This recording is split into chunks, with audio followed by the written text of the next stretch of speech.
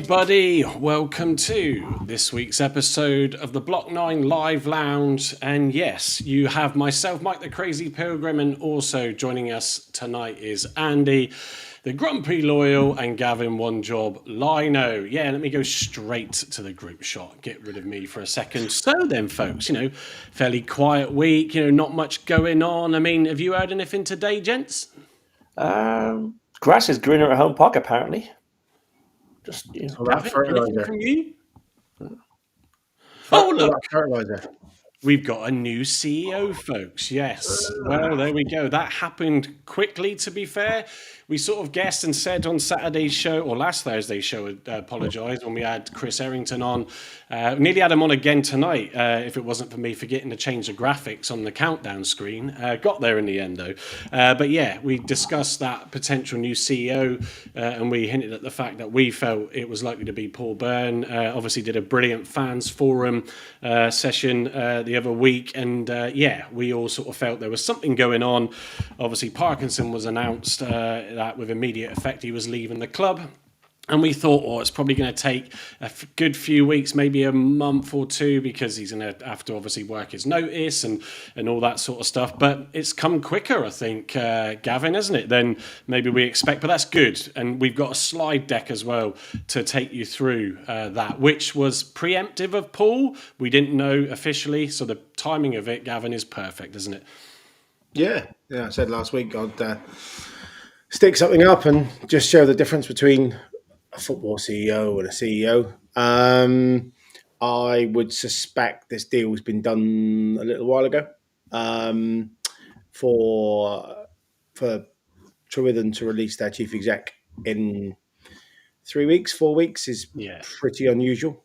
So I imagine this has probably been 8 to 10 weeks in the making at least, and I would have expected him to have been on minimum 3 months' notice, but probably 6 for a business of that size. But he must be running a very tight ship for them to be able to release the CEO and not have too much worry about their own financial and customer performance. So good signs that we're bringing in a guy who's got a very tight ship. He's just left and is able to leave in reasonably quick time frames without much hassle. So that's got to be positive. Yeah, definitely. I think it was Friday the 19th, was it? I think the Parkinson statement came out. Obviously, he was and was it a non-exec director or director of the board anyway? So for a long time. He's been on the board since 2019 when I think it was ops and finance for Gangsters at the time. So when they were heavily involved, and he's been on ever since. So so I think in sort of with what Gavin's saying, folks, about it's been a long time in the making. I think that's probably fair. A lot of sort of private conversations, and Paul, if you're prepared to come and join us, then happy to let you give your current employer a chance to sort themselves out. Sorry. So is that a regular slot? Is that what you're saying? Regular slot. Yeah. Get him on. Tell us what nonsense we're talking. Well, potentially, absolutely. So Andy, it's positive news. He does seem like an approachable person as well. You've just listened to his Argyle TV interview. So guys, if you haven't seen that yet, go check that out. We just caught it. It came on probably about sort of 45 minutes ago, an hour ago. There's some really big takeouts for me from there, which we'll come on to as we go through the profile of what we think he's going to do at the club. So it's all good news, Andy, isn't it? Yeah, and it seems as though Argyle had this on the back burner. See what I did there? All along. And a good move for Argyle. I really like the guy. Really like the way he sounds. He's going to generate some stuff for the club, and fantastic. Yeah, good appointment. I think Andrew Parkinson has taken us as far as he could, and I think Paul Byrne will take us further. Yeah, absolutely. So before I start, just to carry on the pun, sorry. Charlie Price never asked him what ring he uses on the hob, which I'm very disappointed at, talking about back burners. Sorry, God, you two are full of hot air today. In the comments, we've got Harry Vanzino. Don't recognise that name, so brilliant. Thank you for coming in and joining us tonight.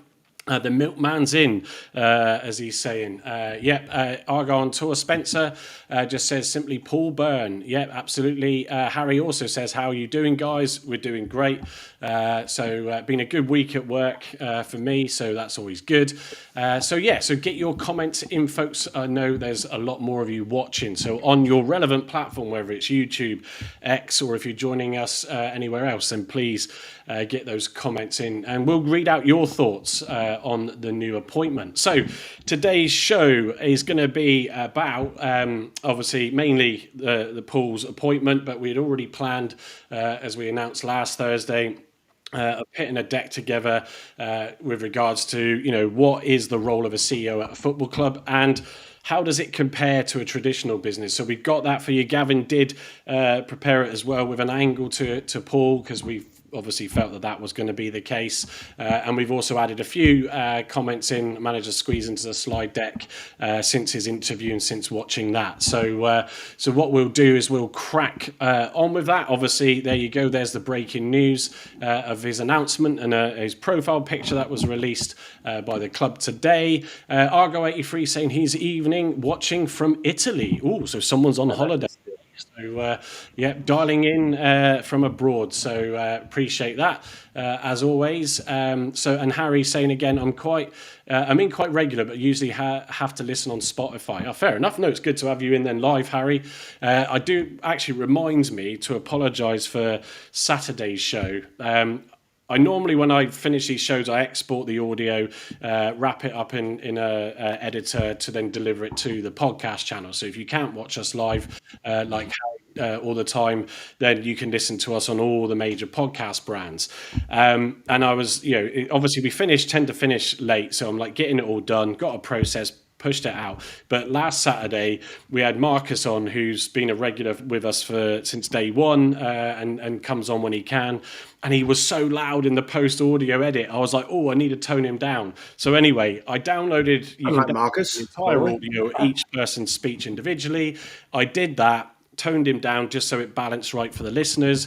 And then I didn't find out until paramedic Emma said, you do realise when it cuts to the video of the goals and Harvey, we can't hear anything. And it's like, so apologies to those who are listening, or like Harry now are joining us live again, then for that mistake. So I won't do that tonight.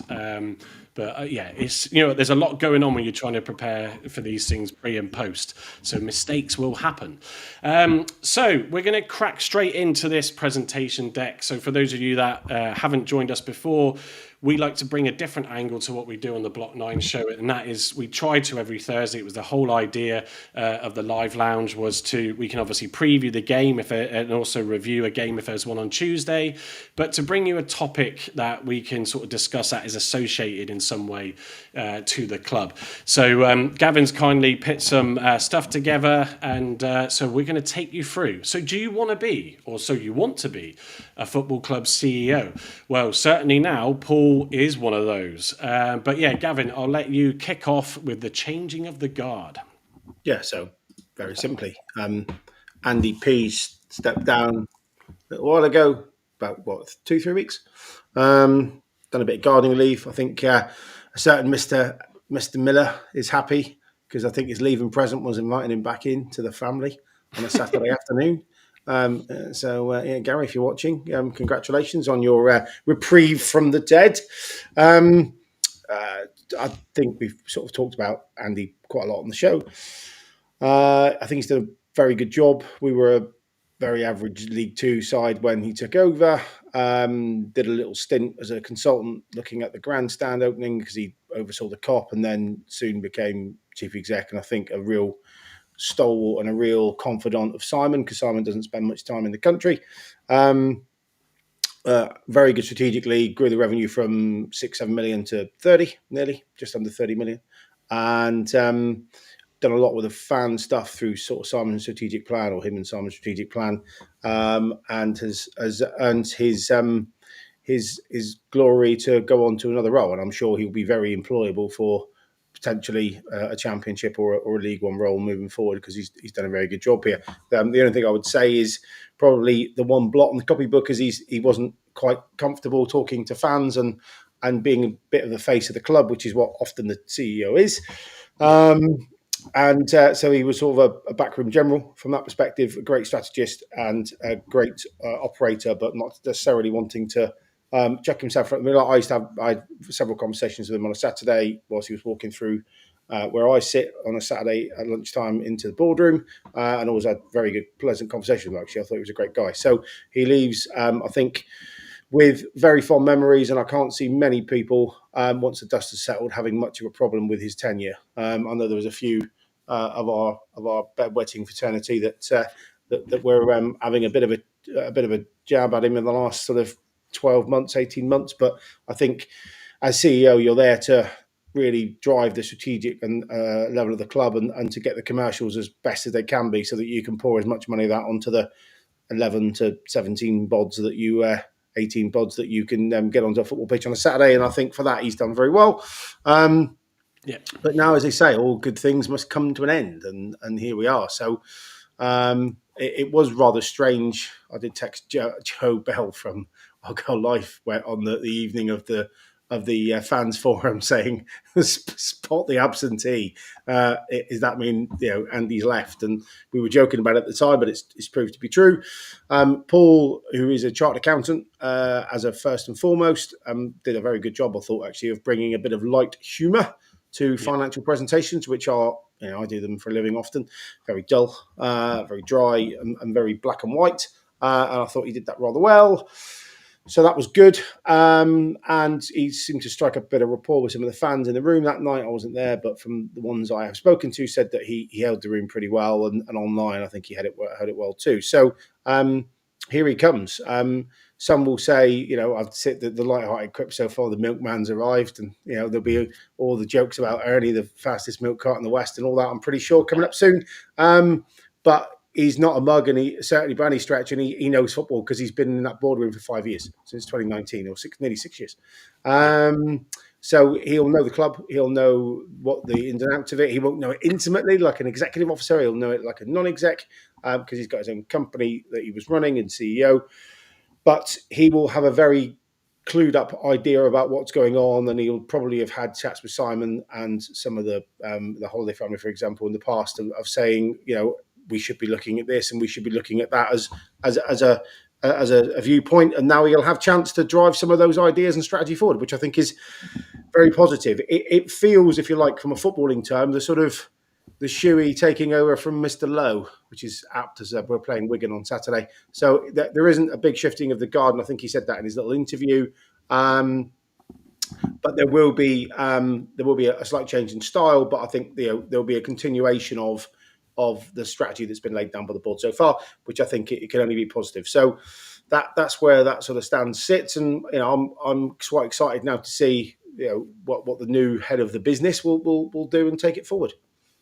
So, Harry, I've got my own one after this, but he's a very big cheese, the cream of the crop. I just hope his tenure doesn't turn sour. But there we go. I'm sure it won't. I'm sure it won't, and the cream will rise to the top. But yeah, look, just on Andrew Parkinson, we can't fault him, as we said last week, for the work that he's done. It did become difficult and challenging, in a business when things aren't going well, and certainly when you're in the public eye of the fan base, and that will be something, as we'll come on to, that Paul will have to adjust to. But we know from his interview he's very excited and looking forward to it. But yet we wish Andy well on his future. So, Gavin, talk us through the contrasting leadership styles. Like we said, Andy's been involved in football for a while now, and obviously Paul comes into it. He's been a massive Argyle fan. Like you said, he's been on the board since 2019. It's not like it's all going to be new to him completely. But yeah, we've even seen from his interview, there is definitely very contrasting styles. Yeah, as I think I said before, Andy's a great strategist and clearly leads from the back as a general would in a battlefield a bit, and has got the right people in the right jobs historically to do the right output, which has been great. And that's the I suppose the nature of his success, if you like. Paul seems a little bit more engaging, a little bit more front-footed in his personality, a little bit more gregarious, I suppose, if that's the right word. And he certainly, sort of the very snippet we had, and I've got a very small sample size on this, by the way. I don't know the man at all, not met him. But from what I've seen and from what we've seen from the presentation on the fans forum, has a lot more of a colourful personality, probably, and dropped a couple of little drops of humour into a very dry presentation before. And I think one of the big differences when you watch his interview is he's like, we've got to get results through people. Yes, we need to use data. Yes, we need to use management information to make informed decisions, but it's all through the people in the business. And I thought that was really something that's probably the only area that needs developing in the company at the minute, or in the business, or in the football club, whichever we're going to look at it. So, yeah, I think there'll be a slight change. I think he'll be a bit more front foot. I think he'll probably engage with the fan base a bit better. He's local, so he's mentioned a couple of times in the interview he'll be the 20 miles, so he must be Liscardi to drive to work, which is nothing. I hope they get him a tag for his car. That'd be nice. Otherwise, he's going to have £3 a day. That's a lot of cash, even for a man on that salary. I'm sure he'll make sure he can claim all the expenses he needs to with his. Yeah, I don't get him an Argyle tag, but there we go. He'll come in every day, and he'll be full of energy, and it's exciting, isn't it? As he said before, it's like it was like a kid at Christmas Day. He's woke up and he's opened his present, and he's CEO of a football club, which is obviously wanted to do since moving down here from the northwest. He's been a bit of a fan of the club, so you can't really ask for much more. An appointment like this, I've seen a couple of bits and bobs on X tonight, or Twitter, as I like to call it, and they're saying, "Oh, we've got a cheap option again," and well, look, we're not buying a centre forward, right? He have £1 million CEO, please, Gavin. Well, yeah, he doesn't have to have like Man City pedigree. In fact, if you look at the most high-profile decision of that, Man City or Man United, one of them poached the guy from Newcastle, paid millions of pounds in compensation, and I think he lasted 4 or 5 months, and then he was out the door. So buying the most high profile individual, this is a real cultural piece. This is a real leader of the business. But yeah, it's one of those scenarios where I think we need a safe pair of hands. We need consistency. I think even TC alluded to that in his Argyle piece today around, we've had change, 20 players change. We're going to have new coaching staff. We're going to have a new CEO. We're going to have a new head of commercial. We're going to have a new head of finance. We're going to, the list goes on. It was like, clean broom, out everyone goes, start again. So having someone in that role to solidify everything, who knows everybody already, I think is a real key decision. And I think Simon's made the right decision. Time will tell, of course, but on the face of it, having someone who knows Southwest business, who knows this fan base, who can get into work every day for 8 o'clock or whatever. He won't beat TC in, that's for certain, unless he wants to get in before the bridge starts charging. And be around the place and speak to the people and speak to the staff and do a bit of MBWA and all the stuff we discussed a couple of Thursdays ago. I think it's a great choice. So, yeah. I think just, Andy, I'll just come to you in a second, but yeah, Nicky, well spotted. The bulk of the presentation and everything's got his surname spelt correctly. But yeah, bless these tools when you're throwing stuff together. Oh, that's my fault because I spelt it wrong to start with. Well, I did earlier as well when I was prepping and sorting it all out, and I was like, no, that's not correct. So change everything. Nicky, for your grammar Nazism, I salute you. Because I normally have a grammar Nazi from my day-to-day world in the business. And now I've got one in the evenings too. If you want to proofread any of my stuff mid-afternoon in future, I'll be very happy to send it you. Exactly. Andy, I think that's what, as Gavin said, the thing that I have said for a while now with regards to the situation with Andrew Parkinson is, it was sort of alluded that he worked week on, week off, at home and the office, back up in Liverpool, I think, or that area. And for me, especially when you're going through problems and challenges, you've got to be there every day to understand what is going on, and make sure that you're dealing with the problems. You're not letting we all fail. We'll never know, but that Dewsnip was maybe pulling a few too many strings when Andrew wasn't there. With obviously Simon's, not running the business day to day, so he leaves that to his board. So, hopefully then with Paul being there, and he stressed that, and he's all about data, folks, first and foremost, and he's all about people. But, it's great because all he talked about, and maybe it was a little bit of a dig there, as Gavin alluded to earlier, Andy, about the fact of, he's only 20 miles away or wherever it is in Cornwall, so it's not difficult for him to get in and be there every day. And there's a lot of roles within Argyle where they are remote working, actually, because I know someone who applied for the marketing manager role a couple of months back. But so it'd be interesting to see if he wants to then get them all in and bring them all back and try and fit them somehow, especially when they move to the offices up to the goals centre.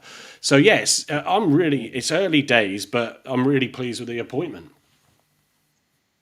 Yeah, very much so. I'm excited about it. And I can get what people are saying about, getting the cheap option. Andrew Parkinson came from Liverpool. Let's remember that. Okay. And he did a great job at Liverpool. But he wasn't CEO, though, was he? Well, he wasn't, but he came down from a Premiership club and he applied, what he'd learned maybe at Liverpool into our club. So Paul Byrne, I think, is going to just being local, being a fan. That's what you want. You've got your sort of your main owner who's a fan. You've got your CEO who's a fan. And that's important, isn't it? Because he's got the best interest of the club at heart, and he's not going to see it set it down the river. No, exactly. So, yeah, the CEO in a traditional business. Gavin, fire away. Strategic vision, leadership, stakeholder management. Just wanted to just really identify what the normal world does, because football's an anomaly, I think, as everybody knows.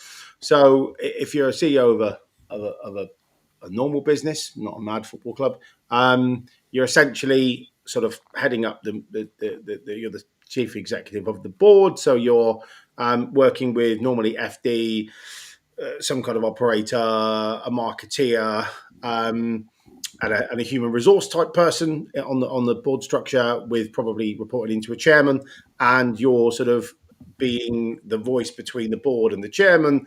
And you are essentially, first job I had as CEO, I was told by my mentor, two things, Gavin: cash and culture.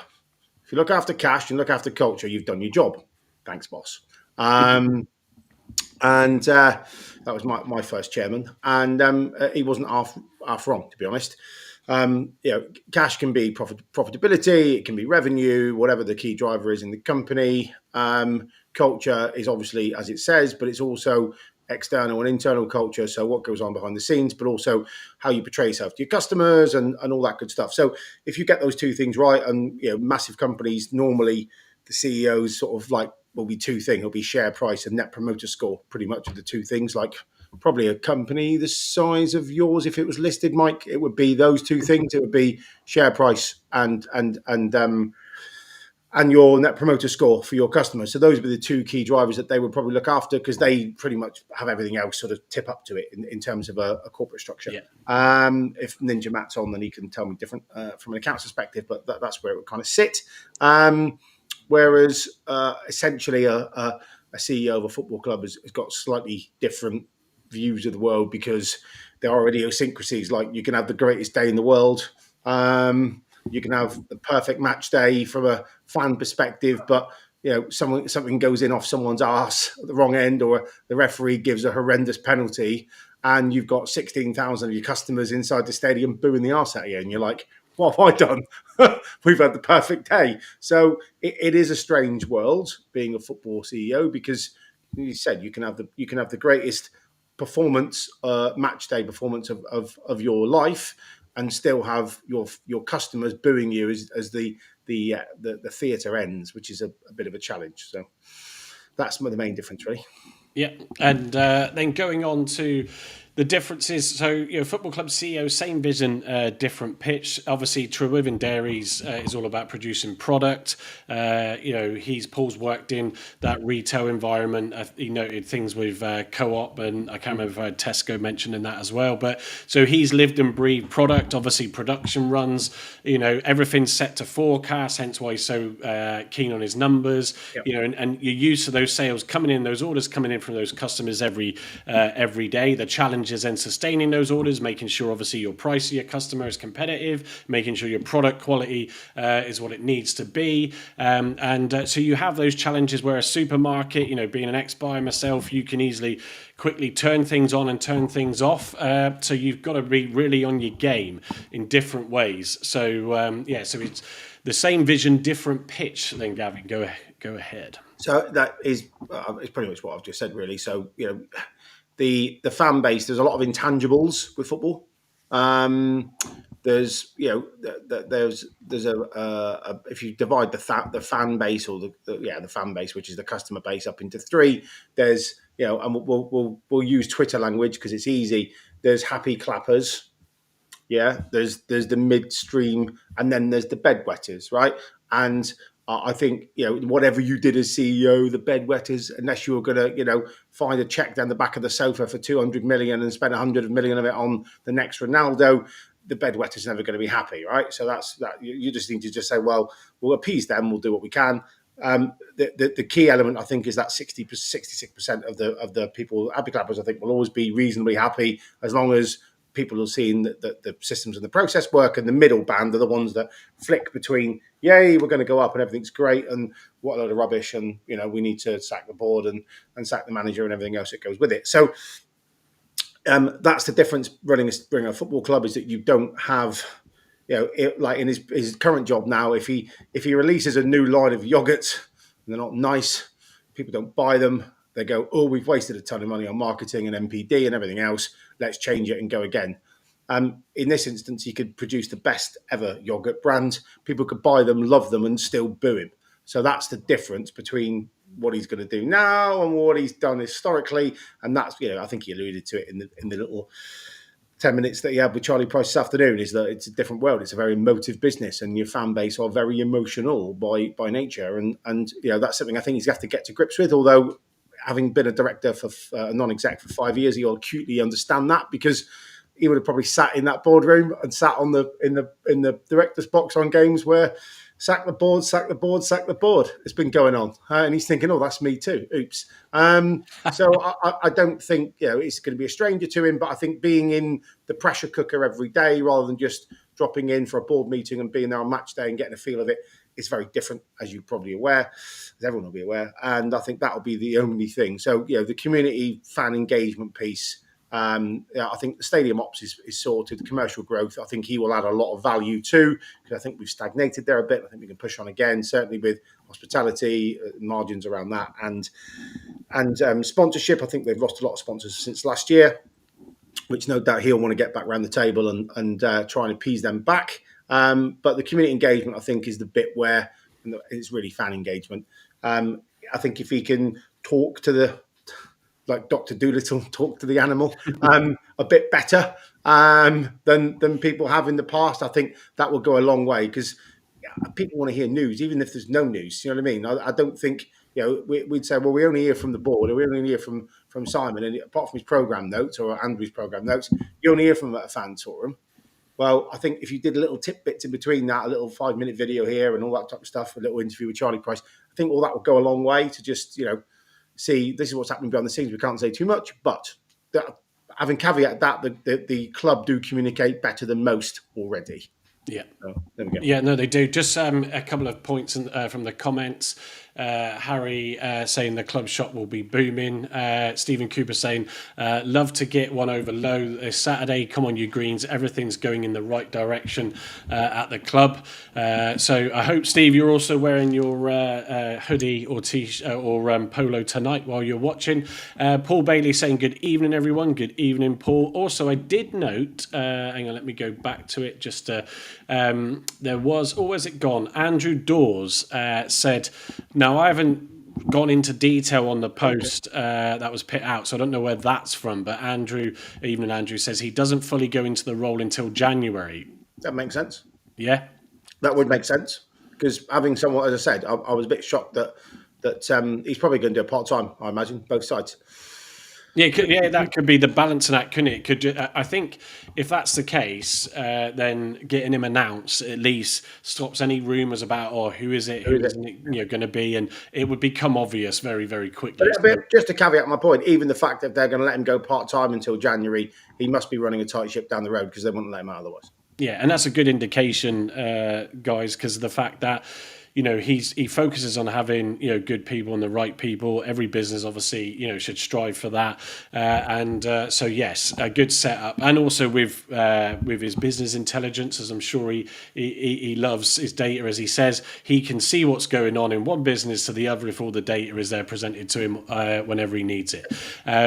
So Plymouth Argyle, the business behind the badge. No, it's just what's he inheriting? Well, he's inheriting a business that did last year up to June just under 30 mil, or just under 29 mil of revenue. It'll probably drop this year to probably 21, 22, I would imagine. But he inherits a business was in year-on-year growth financially. Is close to being break-even and sustainable, but not quite there. And there's still a little bit of work to do on that basis. And I think the big driver, and he said it in his little interview, is the upward multiplier effect. To get a better team, you need to get more revenue. To get more revenue, you then pump into the team. You get a better team. It's easier to market and sponsor, and up it goes, and up it goes, and up it goes. When you're trying to stem that downward spiral, because sponsors are pulling out, or they're asking for discounts because you're in a lower league and you then haven't got enough money to spend on the squad, that's when Luton and other people can go boom, boom, boom, boom, and spiral down the leagues quite quickly. So that's it, really. Just he's got probably half his revenue to go at to increase, because that's in his control. The football revenue and the gate revenue and the season ticket revenue is what it is. But those four elements there: hospitality and corporate, retail and merchandise, sponsorship, and then the sort of ancillary Harper's, Evergreen, Argyle TV, and stuff like that, will be the four pillars probably of his commercial sort of sales growth strategy, I would imagine, quite quickly. Some of it's doing well, some of it can be improved. I think some of it will be like for like behind, probably by 10 percentage points, which will need to be perked up, and I'm sure he's got some plans for that already, or else he wouldn't have got the job.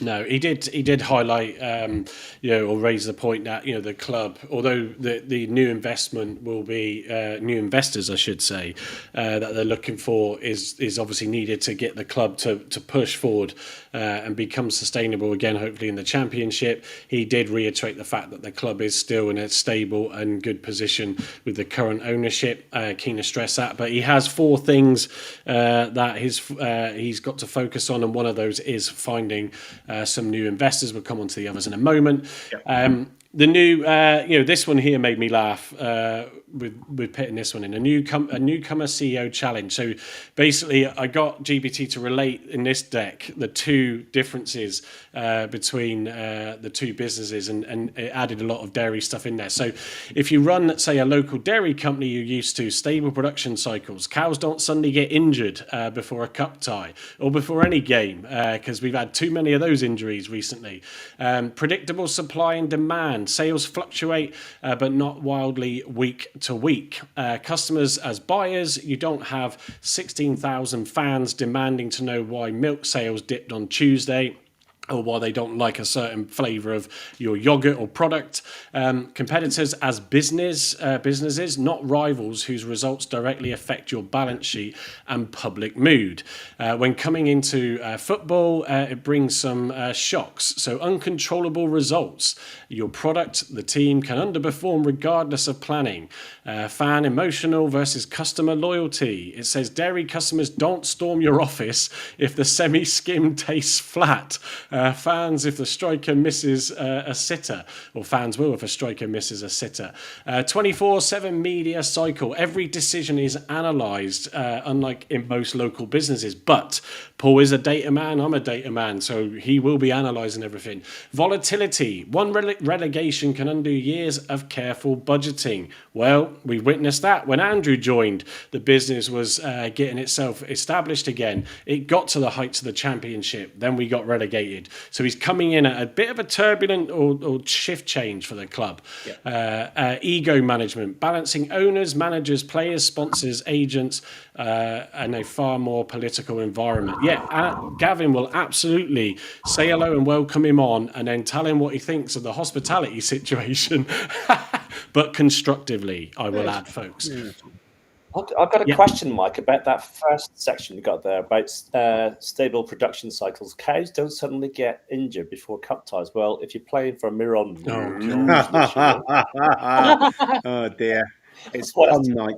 That's why I chuckled. Anyway, moving on. So we bring you all the entertainment, folks, on the Block 9 podcast. Remember that. So the challenges ahead for Plymouth Argyle's new CEO.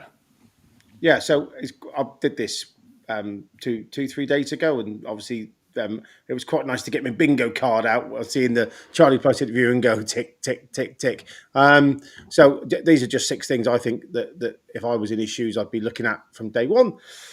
One is revenue stabilisation. So we just come down from the champ. We can't do anything about the football revenue. That's gone. That's done. Season tickets have held the same, which was a bit chancy in the club, but you've got a 5,000 waiting list, so why not? It's a commercial decision. So that stays there, the same. Match day revenue's dropped. You can see that certainly in hospitality. There's nowhere near the number of tables in there than there were last year. So trying to remain on those last years, which will be challenging because it's a different brand of football, League One to Champ, less away fans, etc. But trying to get that revenue on a like-for-like basis from last year, I think will be a big challenge to start with. Sponsorship relations, key. Number of sponsors haven't renewed this year for various reasons. Getting them back around the table and excited and on your little plan and trying to get them to come back with you and spend their money is a key thing. I think revenue's probably dropped £1 million this year, maybe, from last year on corporate sponsorship. So that'll be quite interesting to try and bridge that gap.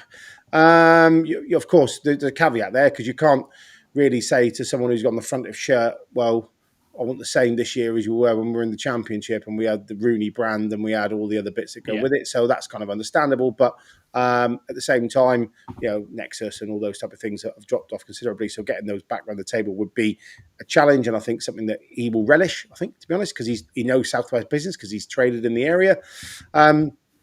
Hospitality excellence. I could probably do a show on this on its own, but I won't. Maximising margin, maximising revenue, certainly in F&B in Club Argyle is interesting, to say the least. So having someone in there that can and having to look at that and really drive those numbers, I think would be good. The service is great. The food's excellent. I just think there's some management tweaks that could help drive revenue a bit further, but I won't go into that now because it's probably not the right time or the right place. Folkestone Park delivery has to be on his agenda to be on time and on target. You need to be getting this in and done as soon as humanly possible. It's key for the infrastructure and it's our nursery. You plant your little seedlings in there at 8 and 9. They hopefully come out at 20 or 21 and you can flog them off for a nice big king's ransom. That's what the Folkestone Park is for, and obviously for developing the ladies' game, which they're already a couple of steps away from being in the Women's Premier League, which could then get 15,000-20,000 on a Saturday, on a Sunday to Homepark. There's already a couple of thousand there already, so that's key. Cultural leadership, putting his stamp on the culture, really. It sounds like he's a door is open type chap, which is really useful. But getting that solidity, I think you mentioned it earlier, Mike, getting people back into the office, having those off the cuff conversations about how we're going to deal with problems and and stamping stuff out before it gets too big and all that. And you can do that when you're all face to face. It's really hard when you're spread across the country or the region. And then securing investment. So he'll be no doubt involved in a lot of management presentations with Simon on the business and the plan, the strategic plan, and why Argyle's a great fit for people to put their hard-earned cash into. And I think you mentioned some of it in the interview. It's a one-club town. It's got a massive catchment area. It's the biggest city that's never been in the Premier League. All those stuff that we already know. Yep. But that's key to investors, and he'll be putting his best foot forward on those management presentations, which I help coach on a day-to-day basis for companies to make sure that investors are as engaged as possible in that hour that you have together before you sort of spitball and look at getting into bed a bit deeper or walking away. So that will be his first 6 challenges. I think just on that last one, and guys, just to reiterate, obviously we said last Thursday that we were going to do a show on, being a football CEO and the differences and all that we've discussed so far. But this was in the prelude to not knowing when the announcement was going to happen, or that it was definitely going to be Paul, even though it was leading to that. So a lot of the stuff in that Gavin's put together and we put in the deck here was just on that assumption basis of what the obvious things are, but it's a good way to just help people understand that don't know. I thought Paul did a brilliant job. I mean, Gavin and I, can watch that fans forum and understand the sort of usual terminology of cost of goods and profit margins, gross profit, cash profit, all that sort of stuff. But I think the fact that he delivered it in such layman's terms that just explained it to people that just aren't sure because they don't know. They've never run a business and they've never been involved in purchasing and all that sort of stuff in any way. He did deliver that eloquently, and I think really sort of I was like, I do hope he is the new CEO because he impressed me in that. And I think for the new owners and for announcing him as chairman for the investment that they're trying to desperately go after, I think he will be well received by any potential investors as someone that's got good experience in running successful businesses and a successful career. And I think that will help, even if a new investor wants to come in and bring their own board and CEO in, I think he's definitely going to be a positive impact towards trying to help secure that investment. So a foundation of trust, just strategic guidance, financial oversight, boardroom challenge, and past record growth, which looks like that's one that just needed a bit of filling in. I can do that. So essentially, this is like he's been around for 5 years, right, or nearly 6. So he recruited David Ray, as he said in the interview with Charlie. He's been the financial sort of portfolio holder, if you like, on the non-exec board, probably along with Simon. So he gets to understand the matrix of financial reporting, how the FA work or the EFL work in terms of funding and all that good stuff. So he gets that. That's easy. As he said, that's his bread and butter, which is good. Yeah. It means he slots straight in like a comfy pair of slippers. They're not going to have to teach him the idiosyncrasies of football finance, which I imagine, if you're not doing it day to day, is interesting to say the least. Just on that note, Gav, as well, obviously Simon did announce recently that a new CFO should be joining soon, but the fact that Paul has got that experience as well is going to help that person, whoever it is, experienced or not in a football club. Yeah, because it may well be that we're bringing in a CFO that's not from the industry as well, right? So, because a good FD can be, pretty much sort of sector agnostic, and often are. To be honest, they go from industry to industry. They're a strategic numbers person. So him knowing that and tucking them under the wing, I think is really useful.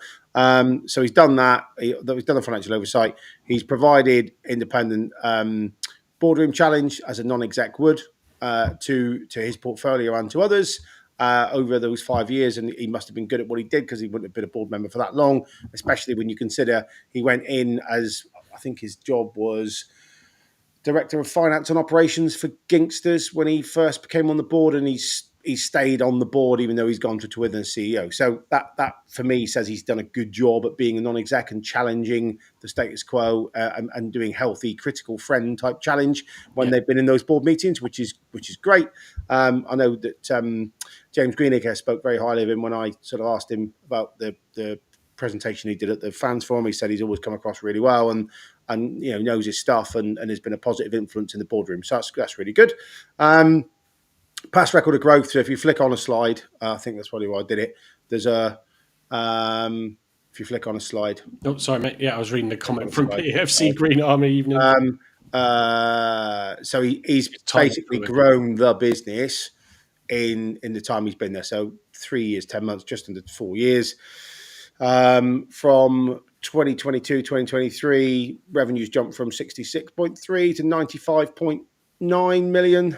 It's plateaued a bit in 2024 at 86.2. It has been acquired in that time as well. So there's been a little bit of going backwards to go forwards. So Erman, which are, those people who don't know, is a German dairy yogurt type business that's I think it's started in the 60s from one guy who handed it over to his sons. I think there's a third generation of CEO in there now. That's got it's a private business in the UK, so it's a UK SME.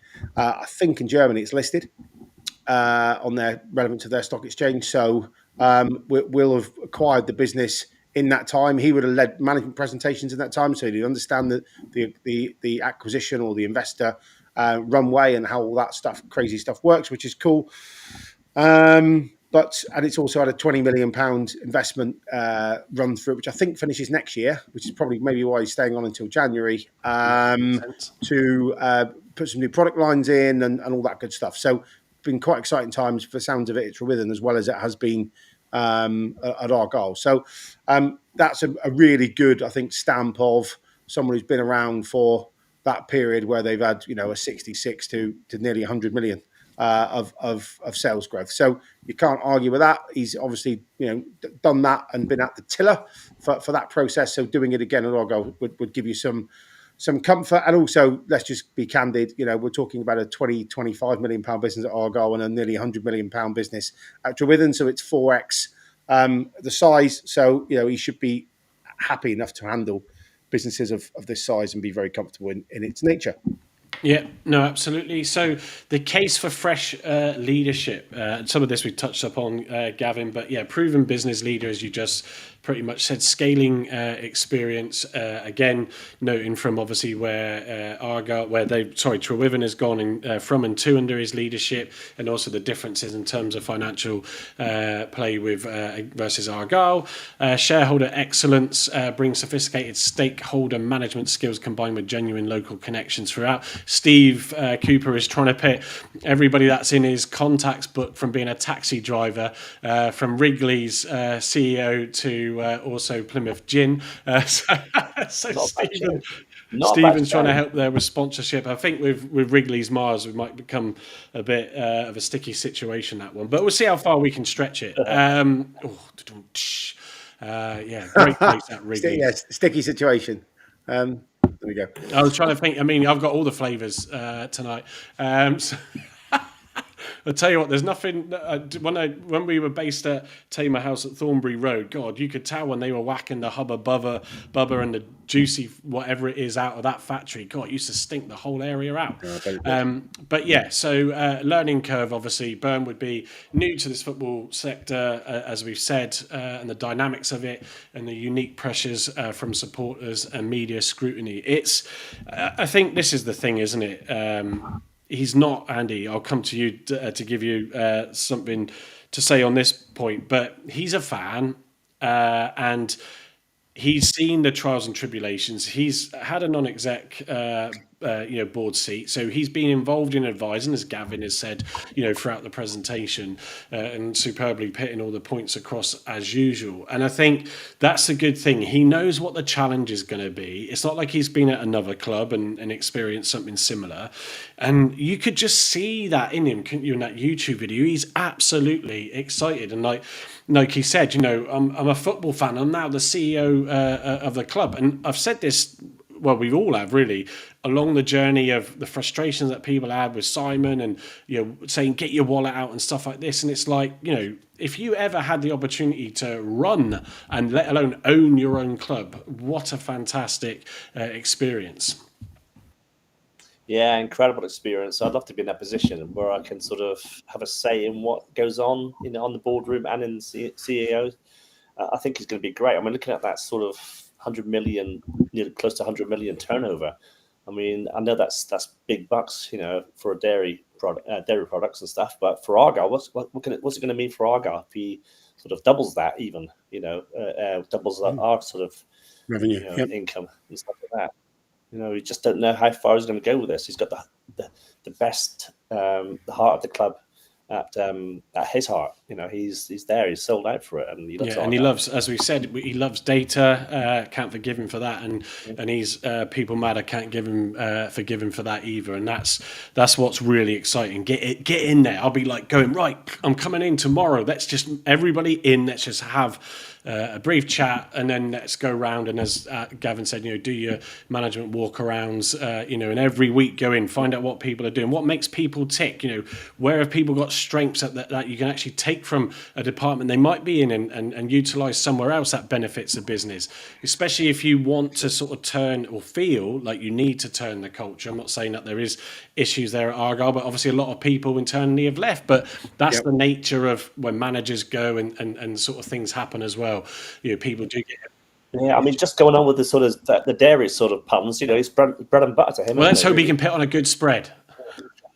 Because they do. I was just looking, some lovely Cornish golden butter, spreadable and in block format, amongst other products that they do. Obviously, milk, cream, and yogurt. So. Would it be in block 9? Brilliant website. Though? Oh yeah, brilliant website as well. Actually, really smart. So, right, next slide. Ben Collins as well. Just to say hi to him and PFC Green Army. Ben Collins says, "I'm sure he'll do a good job considering he's been dealing with dairy farmers." That's always very unique breed. Yeah. God. Brilliant, what yogurt? Oh dear. So hang on, and he lost it then. What this means for Argyle's future. So go on, Gav. You do this one. So look, what does it mean? It means he's going to try and grow revenue because he wants to put as much money on the pitch, as he said that. And I think every fan wants him to spend that money up. I think the big sort of two-tiered approach here. One will be get the infrastructure finally sorted, right? Yeah, I think the appointment is utterly brilliant. That's one we've missed. Well done, Harry. Great work. So yeah, it's two-pronged here. Get Folkestone Park and all that finished. Get the infrastructure sorted. Let's not fill in the corners yet, eh? Let's leave them for a bit. But get the training. Yeah, exactly. Get the training centre sorted. Then it's just about, right, how can we maximise revenue and sweat the asset as hard as we can on a match day, non-match day, every second counts to get as much money into that playing squad as possible without putting us into some kind of financial duress. So that'll be it, and that's pretty much what this slide says in a roundabout way is like, let's just grow the bloody revenue. Let's make the fans as happy as possible. Let's try and get everybody to spend as much money. And this doesn't have to be domestically either, of course, because one of the things they're really trying to do through Simon and Argyle USA, hello guys if you're listening, is grow the brand overseas and grow the brand particularly in America through the key activities going at the minute. And if you look at Wrexham's revenue as an example, about 40% of their revenue actually comes from overseas, of people that have never been to Wrexham. But they, the American population spend a ton of money, to use an Americanism, on merch, on the video clips, on anything they can possibly get their hands on, because that's their culture, isn't it? When you support a franchise over there, you spend a ton of money on everything that goes with that franchise. So if we can use the Pilgrim Father crest, all that kind of stuff, and I saw the video out last week actually on LinkedIn, which I thought was quite clever. If we can get that going, that might be one of his key priorities, is to try and double overseas revenue. Who knows? But and that's really great because it's not putting focus, it's not putting any pressure on the matchday stadium, because they can't come wandering in from St. Buda or from Roborough and saying, "Yeah, I want to get in the ground and fill in the corners," because they're watching in a pub somewhere in Boston or Chicago or New York or wherever they're watching from, Massachusetts. So I think that'll be one of the other key drivers too. So yeah, it's build, like any business, you build revenue. You do that by getting better at what you do and people spending more. And I think that big thing is around the community connection. And actually, just thinking about that, he's been on the trust board, isn't he, of the foundation? Yes, he did say that of Argyle Trust. So he'll understand that acutely too. So he's well positioned, to be fair. Yeah, no, he is. So this was a slide I snuck in just before we went live after watching his interview. So his 4 key strategic areas of focus are going to be obviously the elite men's football team and making sure that there's support with Tom and that there to deliver the results and help them deliver the results on the pitch. The same with the women's football team as well, and in growing and investing in that to help that move forward. There's a clear, aggressive plan and strategy from Argyle to really grow the women's football at the club. Folston Park development, obviously getting the finances, however you want to look at how Simon put it, but getting that a bit under control and making sure it's on track to deliver what it needs to deliver for the club there, and making that as an excellent training and development hub for the club. And cultivating, as I alluded to just now, the investor relations. I think he'll be very good at doing that. Has had some international business dealings as well, as you do with the type of businesses that you run. It's for those that have never done it, it's in any way, shape or form, it is an incredible experience. Even myself as a buyer for 15 years, to go to places all over China, Europe, America, I've had that privilege to do that, meet so many different people, so many different cultures, when you're all there to try and do business and earn a buck or two for your owners. But it's and hopefully you find a decent product while you're doing it. But he will have some good relations there, which will really help him with that. So that's his 4 strategic focus areas, and he did stress that obviously also making the club sustainable. And he did highlight and allude to, didn't he, Andy, about the fans want you to chuck loads of money at a player or players, and it doesn't just work like that. But he's very much going to have a level head. Sometimes there's views that you don't want a finance guy or whatever running your business as a CEO, because they will always be watching the numbers so tightly. But I think it's the right time to have that with the club going through those changes and just making sure we don't get a little bit ahead of ourselves. And I know all the fans would love to do that at times, Andy, but you still need the business to be there at the end of the season. And I think also, Mike, there's no coincidence that he's going to be joining in January when the January transfer window opens. And he's already said, and Tom Cleverley's alluded to this, that there's going to be a budget for January. We don't know how much that budget's going to be, but I gather they've been probably working on that all through the summer. So we're going to have a hopefully decent budget to go and spend on, strengthening the team, which is what we will set out to do in the summer. And is the final point that he stressed when is the better information for better, more informed decision making. Said this before, when people sort of criticise, Simon's all about data, and I agree. However you look at the Rooney thing, there's no way in God's earth for me that any data, no matter how underlining under the mattress or wherever you found it in a spreadsheet file somewhere, that would have told you that really he's got some traits that lead you there. I obviously mean that respectfully, but even I couldn't see that. But it's all about letting that data give you something to then take away and make an informed decision. Don't let it make the decision. And I think that was in the Warnock and Cleverley point interview for Sky. They said that, don't just trust what someone's saying to you, this player, look at his stats, look at these fancy charts, is all this and all that lot, when actually sometimes you just also need to go out there and watch the player for yourself. And as with anything in life, I go by it, it's trust your gut instinct a lot of the time. But use these tools, and that seems to be what he does, to help you make informed decisions. And I think that's really crucial point to make. Archie did say to him, what's your message to the fans? And he just said, we all want the same thing. We all want Argyle to have success. So that's our slide deck on Paul, who is now officially appointed as and announced as the CEO of Plymouth Argyle. So hopefully, before we go into our preview, for those that have been with us since the start for just under an hour, that was really helpful to you. Like I said, we want to try and bring you something different together as our show on a Thursday night. The Saturday nights is always left for pure football feeling after the game. So yeah, thank you, Gavin, for helping put that together. Let's see what the tenure brings. So let's have a look in the comments quickly before I jump to the preview. So guitar player 3 double treble 1, I should say. Evening to you. Carolina Hurricanes, Boston Bruins, following on from his comment just before. Partnership with Plymouth Whalers of Ontario Hockey League, perhaps. So there you go. So there's some options there. And Harry saying, I do think we could be the only team in the 92 to offer halftime yogurts. And as Stephen Cooper said, hope he brings out a green and white yogurt. If they produce it and stick it in on the shelves, I'm sure there'll be people that will buy it. So there you go. And as long as it's not mould and white, you're right. As long as it's what? Not mouldy and white. Well, not every MPD works, Gav. I mean, you've got to try and sell it. Yeah. Wrong. Stephen Cooper, Mansfield 10 minutes off because we've got international so that's Hazard's. Absolutely, Andy. That's Hazard's call-up, isn't it? And McCabe potential. It's Hazard, McCabe, Galloway, and potentially Finn. So we're potentially losing 4. That's why we've called the game off. And they've got 2, I believe, as well. So...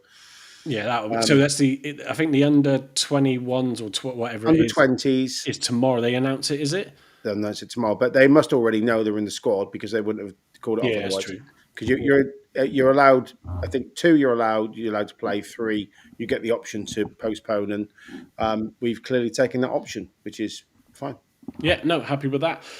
So let's crack on to Saturday's game as we welcome back, ladies and gentlemen, Ryan Lowe to Homepark, and hopefully, unlike our last 2 appearances with him and Schumacher, we end up on the right result this time.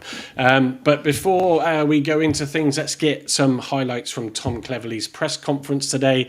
So reflecting on Saturday's performance, Tom says, I was pleased with scoring 4 goals. Only Grimsby have scored more than us in all domestic competitions.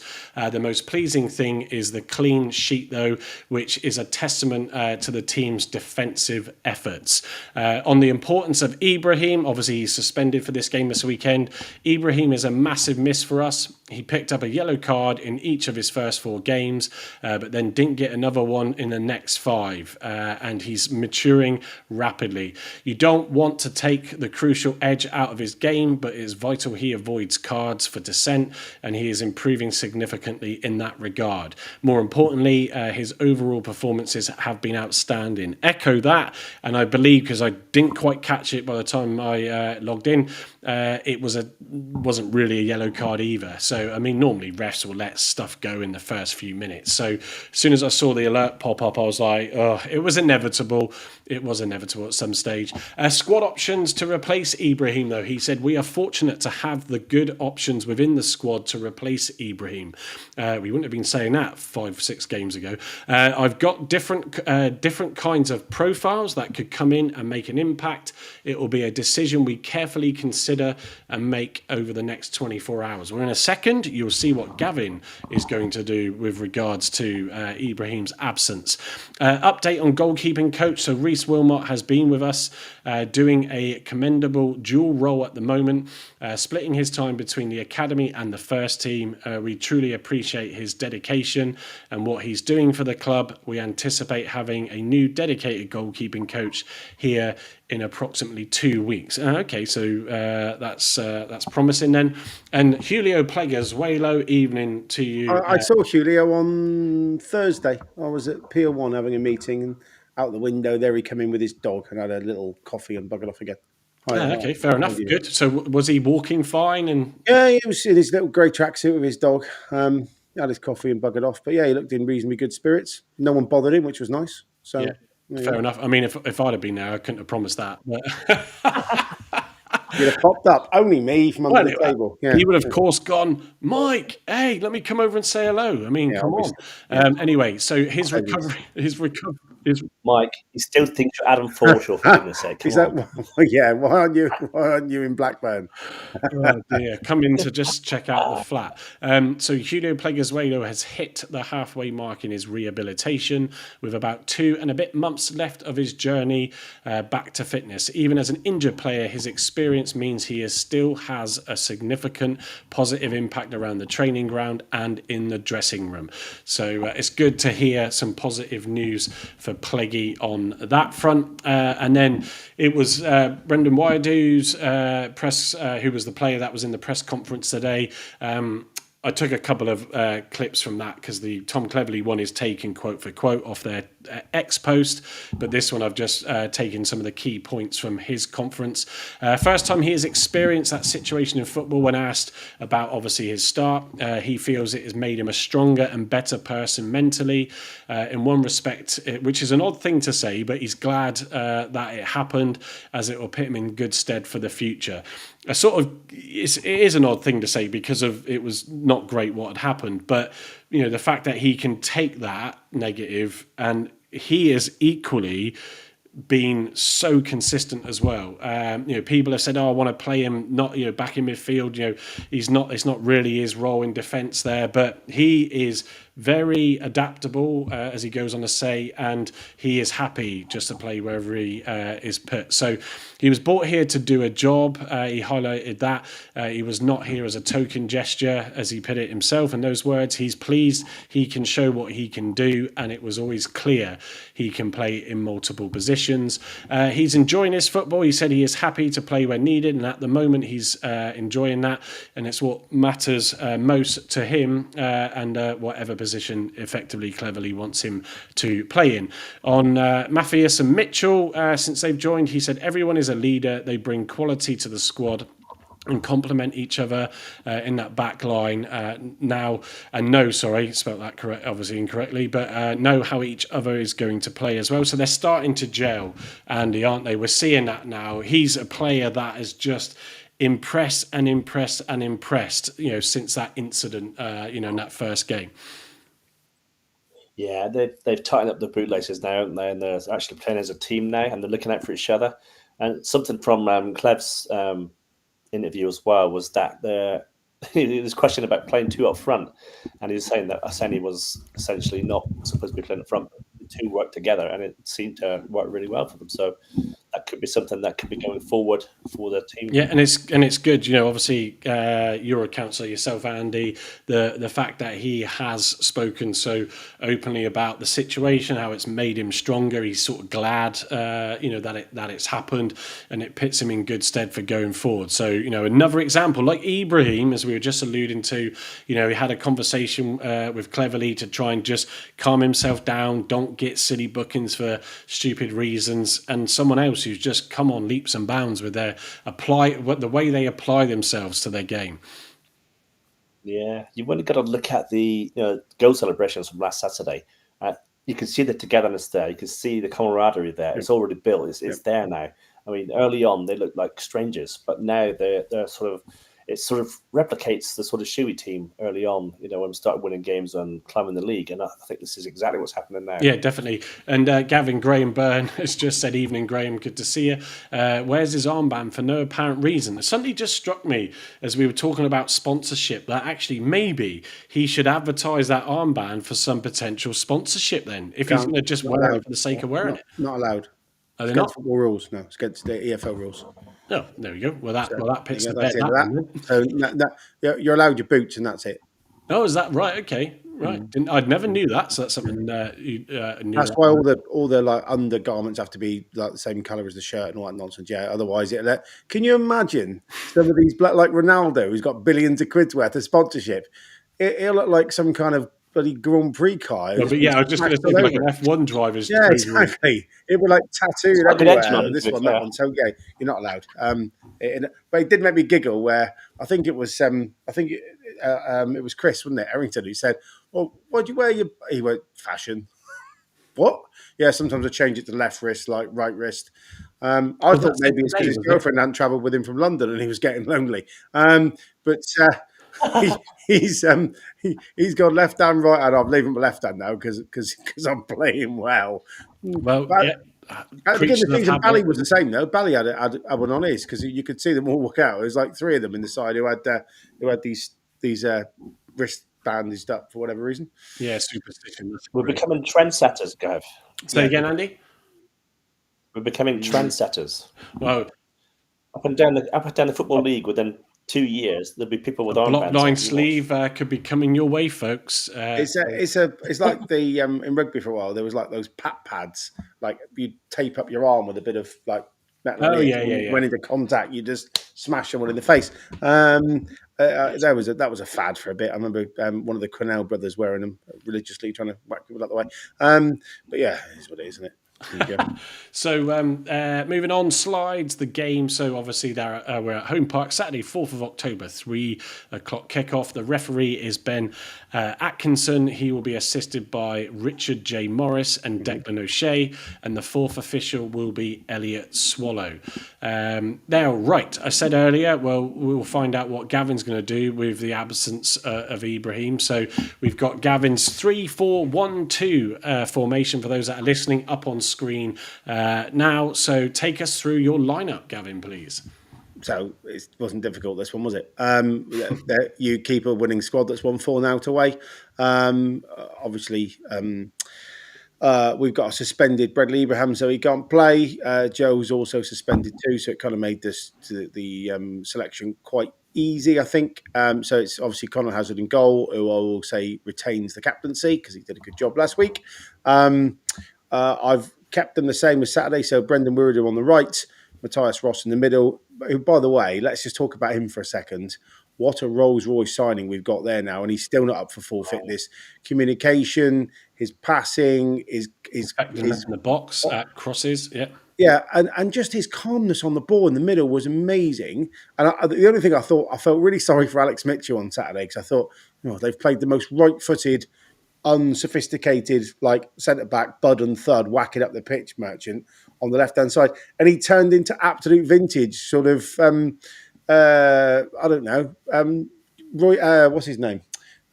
Ginger bloke from Man United. It Paul Scholes. It was just those curve balls going through. The one that he hit Talai with that just bent away from the striker, which he unfortunately fluffed his lines and didn't score. I just thought, what a pass that was. So keeping those three in that position, I think Ross in the middle is the best communicator. He also has the most time on the ball in the middle, and was a real, I think, a real fillip to have him in the middle. So that was whoever come up with that, whether it was TC or one of the assistant coaches, I thought was fantastic. You keep the 2 6s together. Boateng and McCabe were both outstanding on Saturday. Yeah. McCabe can really spot a pass. He is excellent and defend superbly.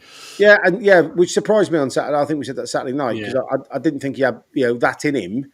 But he's a very good 6 because he can go up and back and he's a good tackler in the box. He doesn't come in with massive. Big challenges, a bit like Adam Randall used to actually. He wasn't smash someone out the way and it was like the bowling pins go everywhere as he gets up from his sliding tackle. But he won the ball cleanly a lot and got us up the pitch really quickly. Boateng's, I think, been the standout player of the season in every game so far. He's been absolutely outstanding. I voted for him for Player of the Month, but I think Laurent Talai is going to get it from the Argyle website. So those two have been class. Ballymumba was back to near his best on Saturday. Really good assist down the left for the last goal for Ben Peppel. And I thought his energy was back and playing that wing-back position clearly suits him much better than playing left wing. Yeah. And having someone like Mitchell behind him who's like a rock, a stick of granite was really, really beneficial, I think, to his play. Matti Saranola on the right midfield doing exactly the same, bombing up and down and supporting the front two and getting crosses in as well. And he took some really good dead balls again on Saturday, which was good. And then the front three, so in the diamond, I've gone Jamie Patterson. His ability to slide a pass through and to, I think Talai is just going to absolutely light up at Homepark and this. It's a bigger pitch. The one thing I'd say about Burton on Saturday, we played on a postage stamp, didn't we? It was really congested. It felt a bit like the pitch at Luton, but they still managed to make that pitch feel quite big, I think, because they passed the ball so well. So on a wider Home Park with much more space, and also Ryan Lowe's team that will play probably 4-2-3-1 or 3-5-2, one or the other. There'll be space in and around. We need to win the midfield battle, and I think we've got the better midfield. And then up top, Laurent Talai and Owen Aseni as per last week. So the only change is Pato. I don't think we're going to need to be so aggressive in terms of winning the ball back at home. I think we'll get a bit more of it than we did up there. I think their possession stats were higher than ours. I think it'll be flipped down here. So their away form is not great. Yeah, well, their form full stop's not great at the minute. Oh, yeah. But having Patterson there to spot a pass, he's also got attacking instinct as well. I think will be the difference between the two sides on the day. And then you've got a bench of Ashby Hammond, goalkeeper, Brendan Galloway, Eamon Benarous as the centre half and wing back cover. Caleb Roberts, who I thought actually when he came on Saturday was looking very sprightly as well. And then you've got Tegan Finn, Owen Dale, and Bim Pepper as the forward options. Finn will come on and cause havoc, I'm sure. At the moment, he has got his bit between his teeth, and he'll be probably knocking on the manager's door imminently, saying, "Oi, mush, where's my starting place? Because I think I'm due one." Which is great. So it means we've got competition. And then the ones that can't make it, we've talked about Pleggy, but we've got Pleggy, Caleb Watts, Cornell Such, Xavier Michi, and Jack McKenzie on the sick bench. And suspended until the next game will be Joe Edwards and Ibrahim, which will now be after the international break, won't it? So I think you can't change that side from last week. There's one enforced change. I think if Ibrahim was fit, you wouldn't have changed it at all. Yeah. But it does mean that Owen Dale now gets back on the bench and can show us what he can do, because I thought he was pretty good when he first came into the squad. I was a little bit surprised he was left out of the squad altogether on Saturday. Yeah, that was a notable. I mean, Stephen Cooper said in the chat, sort of, I think Dale should start. I can see why Gavin's gone with Jamie Patterson, though. That would be my choice. Also, he is an Argyle player, so there's part of me that says you want to make the use of him. And I think the short sort of spells we've seen of him, not only can he slide a pass through, he can hit a pass over well as well. And I think that's going to be, hopefully, touch wood, of course, exciting to see on Saturday. But we've gone from this. We've got a small squad and these injuries are hurting us, to at the start of this pre-season wanting a small squad, then moaning about it, to now being a bit spoiled for choice to a degree with 5 injured players and 2 suspended, and it's a great place to be. Everybody wants to play on the pitch. Can you imagine when we've got a fully fit squad, you're going to have 7 players there not getting a game on a Saturday? Yeah. Of those 14 sitting on the right. So then there's going to be some really interesting conversations with some very senior players saying, really sorry, you're not in this week. But that's great, because it means training will be more intense and we'll get better and better. So, after Christmas, having 5 new signings, which would be Pleggy, Caleb Watts, Cornell Such, Xavier Michi and Jack McKenzie back. Some might be before that, to be fair. I think Cornell will be back probably end of the month. It is going to feel like 5 new signings, and we've got a budget to increase and to strengthen as well. So, if we can continue this momentum and be in and around that top 10, top 12 come January, with that fully fit squad there, that's quite exciting for me. And I think that's where we can get the best out and go on a proper run post-Christmas and see if we can get in that top 6. Yeah, I mean, it definitely. I mean, Andy, it will feel like a number of new signings, won't it? I mean, so Paul will just have to take the purse for January and go, I'll just lock it back in the drawer here. I mean, guys, what do you mean you need some signings? Look at all these players coming back. But yeah, I mean, it's hard to change that squad. You got the momentum, I know, and I said it on Saturday, don't want to get carried away with ourselves, because we know what happened after beating Luton, but that was we were under the cosh heavily with that and took our chances, which we've seen many teams do to us. And so we finally were able to do that. And also, notwithstanding, I mean, even Burton beat Cardiff. Was that away as well on Tuesday night? At Cardiff City Stadium, Yeah, so it just goes to show, obviously, Cardiff beat us quite heavily, as Gavin knows all too well from being there recently. So it is a league that is still going to change. It's still going to change, isn't it? Just looking at that, the embarrassment of riches is going to be across that back 3 when everyone's fit, because you're going to have those 3 plus Brendan Galloway plus Julio Pleguezuelo plus Cornell Such. That means 2 aren't getting a game on a Saturday of 5 outstanding centre halves. That's going to be really challenging for the management team when they get there. because all of them, I wouldn't jot an eye if those three dropped out and Pleggy, Cornell, and Brendan slotted in. You wouldn't really worry. No. Or Mackenzie. Yeah, Right. Mackenzie. Yeah. It's. I mean, anything to add, Andy, to that? Well, it's just a big problem for clubs now, isn't it? I mean, we're sport for choice now, and you look at the bench there, right? I don't think Owen Dale will be on that bench because I thought I heard the commentator said he picked up a little tweak. Oh, did he? Right. Okay. Was he? I didn't. Was that in the press conference? I didn't see it. No, I thought that was. I heard it in the commentary last week that he had. I thought after the post-game presser, he just said he wasn't selected.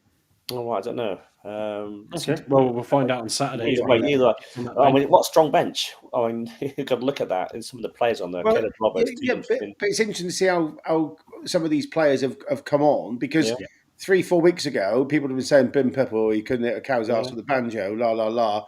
You know, now he's got 2 in 2. Suddenly, he's a stronger player on the bench than he was a month ago, which means that the coaching staff are doing the right thing. They're improving the players they have, which is great. Yeah, and I think, I mean, we have to play devil's advocate here. Lowe will want to spoil the party for us because, we've gone sort of 19 goals in 6 games, right, with a blank against Peterborough, of course. But we're scoring goals now, and he's going to want to stop that. And I think if they get the first goal, then we might see a different. Well, he's under pressure as well. I mean, Stephen Cooper is just pitting the chat as well, isn't he, Andy? That he's going to want to was not happy with against us. Yeah, he was not happy with Saturday's defeat. He had the team in at 9:00 on Sunday. Hopefully, lost the team, and Wigan fans very frustrated. So he's definitely feeling the pressure, Andy, isn't he? Yeah, definitely. Yeah, but he's going to want to put that right. And what sort of games are going to play against us? You know, it's going to be a physical game. We know that. We know those teams are physical. Has anyone? I don't know if anyone's seen the form guide, the form league of League One, but I imagine they're in the bottom 3 because they've had a stinker the last 4 or 5 weeks. Yeah. Whereas our form will be, I imagine, top 4, top 5 because we've won. We've only lost 1 in 6.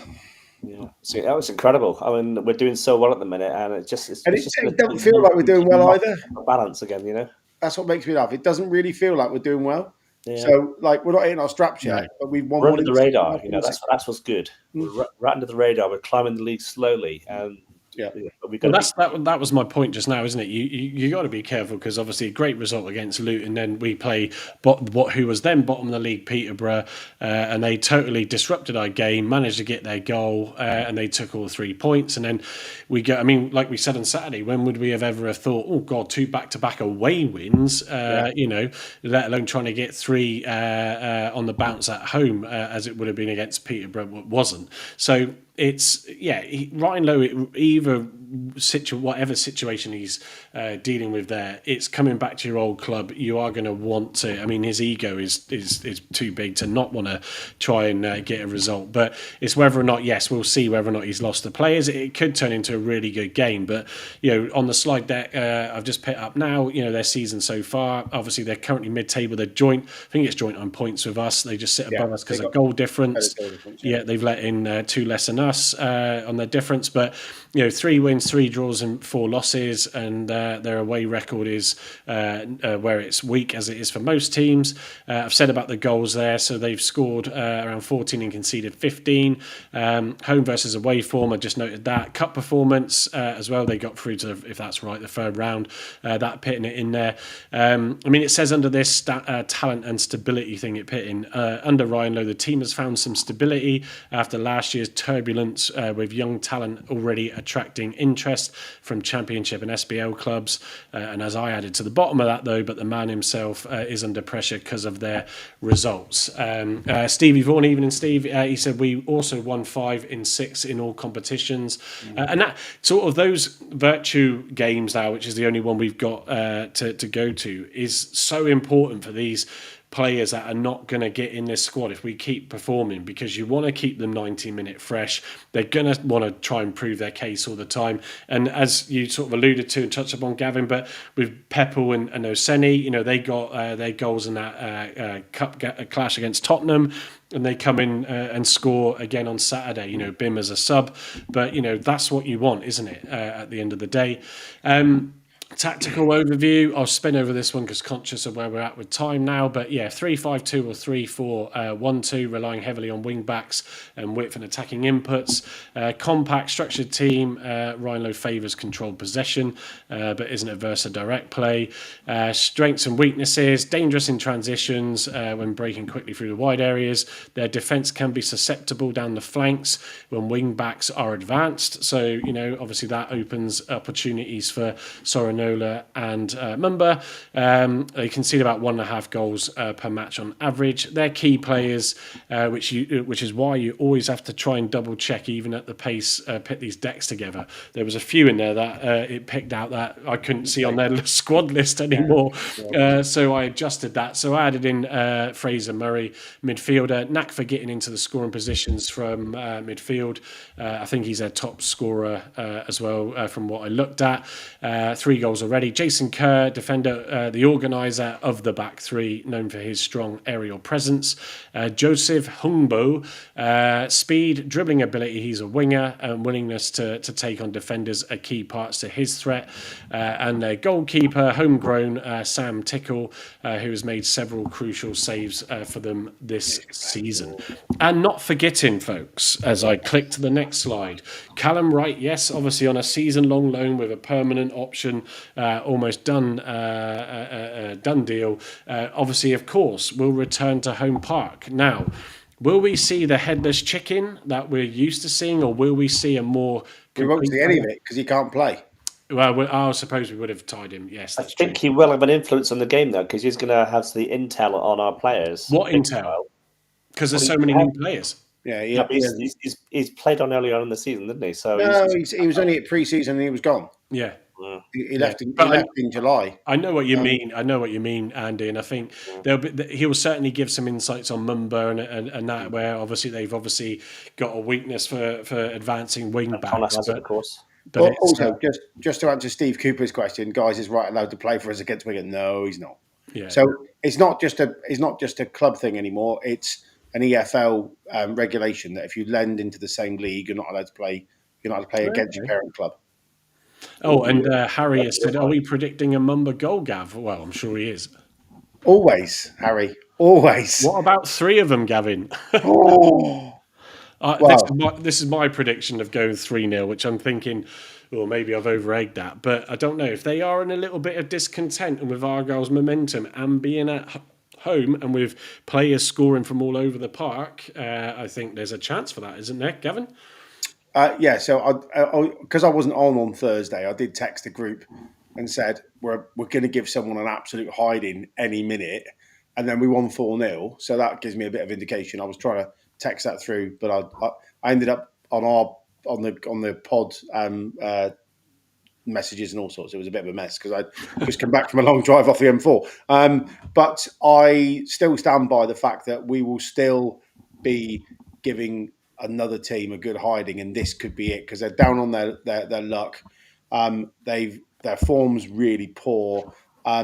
It might be a Ryan Lowe putting too much pressure on his side to come here and try and get something, or they might just try and appease and hold back. And I mean, they're normally a front-footed team, aren't they, Wigan? But it might be the fact they just try and hold out for 30, 40 minutes, and we've got some really good quality up top, especially in Talai, who can create something out of nothing. So, and if they play Pato and you've got Law McCabe, you've got 2 excellent passes of the ball there to unlock a defence, which I think will be quite interesting. And with Saranola and Mumba wide, getting the balls into that red zone, Asani and Peppel and Talai are licking their lips. So we could be 3, it could be 4. If we do, and I love the phrase they use that was used with TC, which was, if we do all of our controllables, we're going to be a very hard team to beat.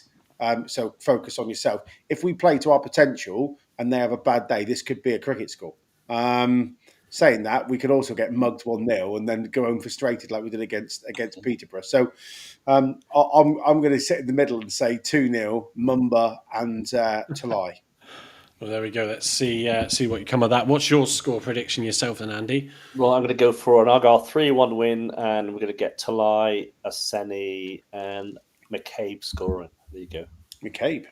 Yeah, okay, interesting. Yeah, no, let's all hope it's good, and we do get some good points, much needed points, I think, to lift us further away, and a good number of goals. So just looking at the comments quickly, Guitar Player was adding to his earlier American sports and associations, meant to say New York Rangers as well earlier. Cheers, guys. Yeah, no problem for giving that a mention.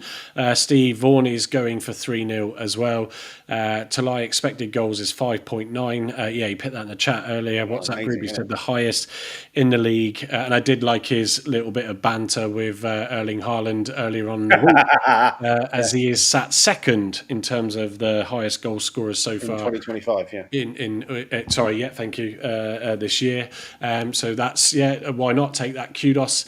And then we've got Graham Byrne giving us some match updates. Nottingham Forest 2, Midtjylland, I can pronounce that, 3, European Cup final, 0, and Aston Villa 2, so a good win for them. Also, Harry saying Mumba and Talai brace is what he's, or Tolly as the players and the squad coach and that call him. And Stephen Cooper, do you think Lowe will get a good reception? No, there's always going to be a bit of animosity, isn't there? And it creates... He made a clean break, didn't he? Come on. He did, but it just creates the atmosphere, doesn't it? So absolutely boo him like crazy. But I don't think he'll come here and get clean up, I should say, on Saturday. Anyway, so moving on. So beyond the pitch, I do like to pit this little tidbit that I could get ChatGPT to come up with about 2 clubs that isn't directly related to football. So it says Wigan is famous for Uncle Joe's mint balls, a boiled sweet that's been keeping Northerners going for over a century. Plymouth is famous for the pasty, which has been keeping Southerners full even longer, I should say. So when pasty with an IE? Oh, look, I just cut it straight out.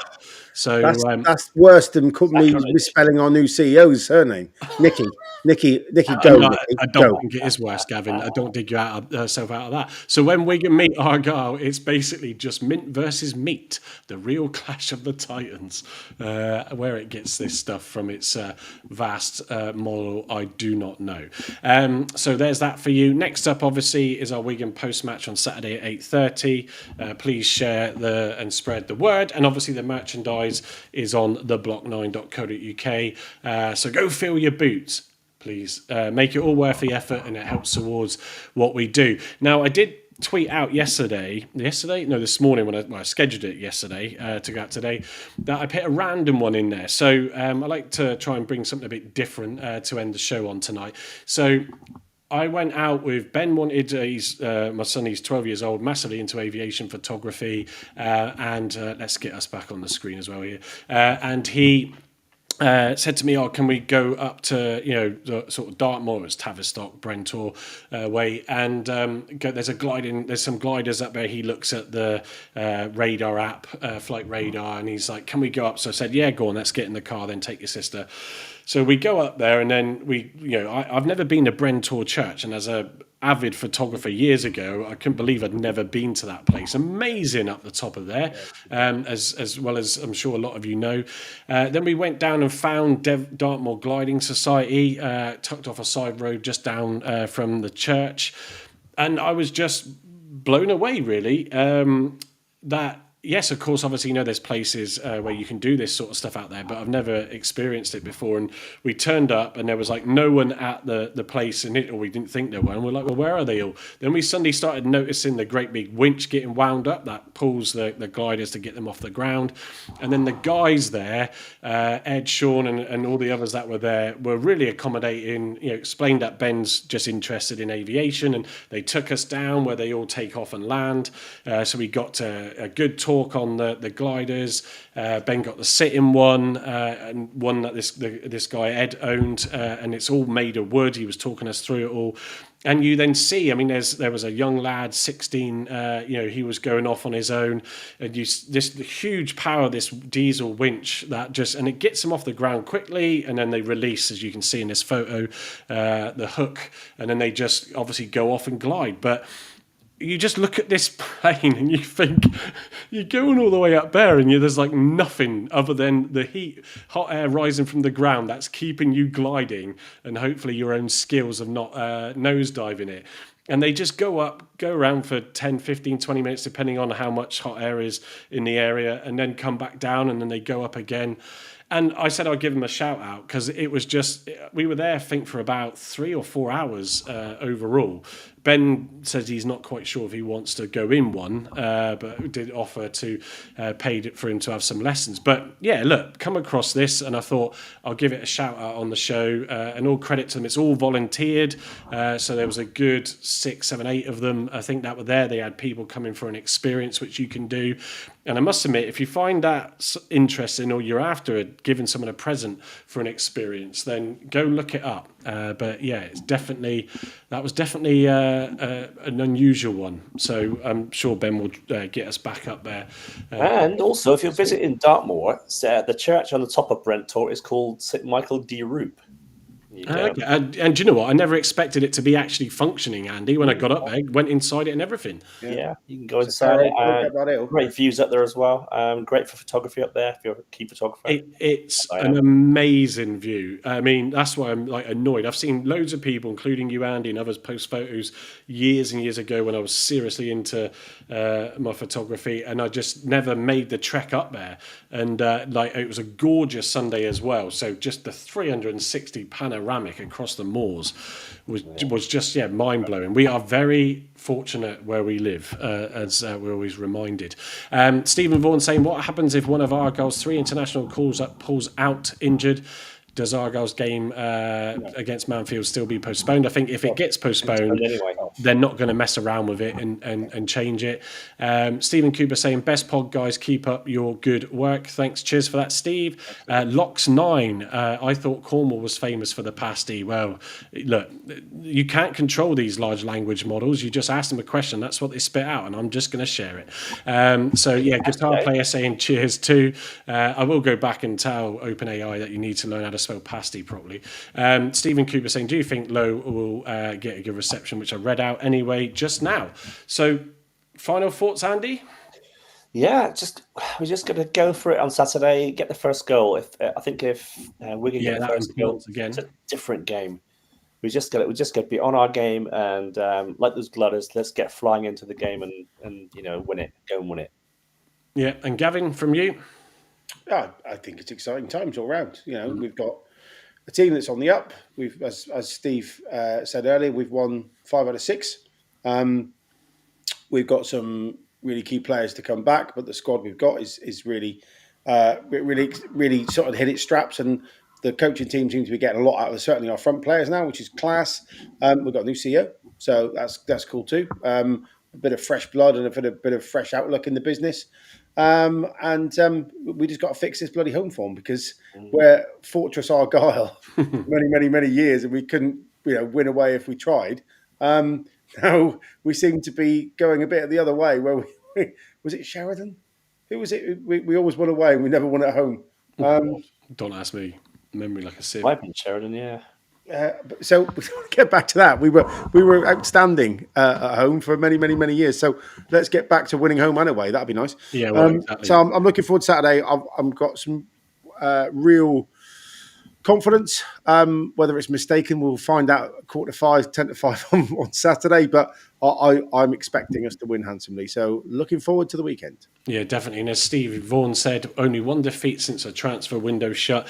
Yep, as I alluded to the other week, we've certainly done a 180 and stuck it in first, second, third, and we're maybe now getting into fourth gear with a bit of grinding of the gears along the way. But let's see what happens. Thank you, as always, for joining us tonight. Thank you, Gavin, for helping put together that topic of what it is to be a football CEO and what that is all about. And as we know, we now have Paul Byrne, who's officially announced as our new Argyle CEO. So we wish him well. We look forward to seeing you on Saturday. We'll be back 8:30 to present our post-match analysis and find out if our score prediction or our thoughts and our confidence were as we expect them to be. So other than that, folks, enjoy the rest of your evening and the rest